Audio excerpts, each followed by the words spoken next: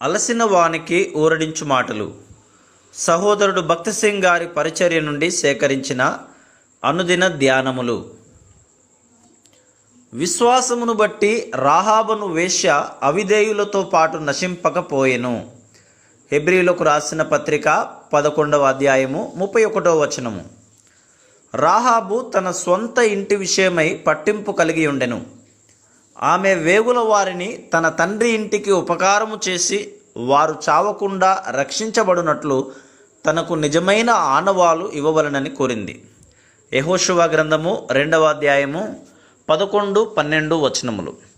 ఆ విధముగానే ప్రతి విశ్వాసి తన ఇంటి వారందరి రక్షణ కొరకు అపోస్తలుల కార్యములు 16వ అధ్యాయము 31వ వచనములో ఇవ్వబడిన వాగ్దానమును కోరుకొనవచ్చును.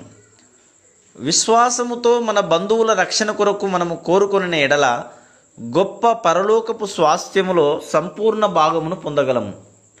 చాలామంది మేము రక్షించబడితిమని చెప్పుదురు గాని మరి మీ స్నేహితుల కొరకు మార్పు చెందని తమ కుటుంబము కొరకు ప్రార్థించుచున్నారా అని అడిగిన ఎడల వారు జవాబు ఇయ్యకుందురు.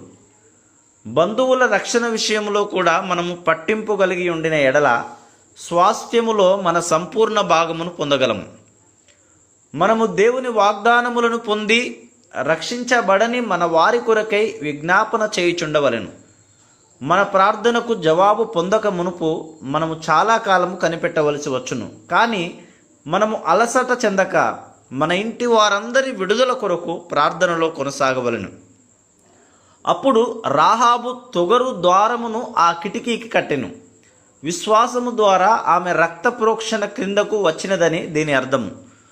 ఐగుప్తులో ఇండ్ల ద్వార బంధపు 2 నిలువు కమ్ముల మీద పైకమ్మి మీద రక్తమును ప్రోక్షించుట ద్వారా ఎలాగున వారు మరణదూతను తప్పించుకొనిరో ఆ వేగుల వారు ఆమెకు చెప్పి ఉండవచ్చును. ఆమె తన వారినందరినీ సమకూర్చి విశ్వాసముతో తొగరు దారమును కట్టినది, అనగా వారిని రక్త ప్రోక్షణ క్రిందకు తెచ్చినది.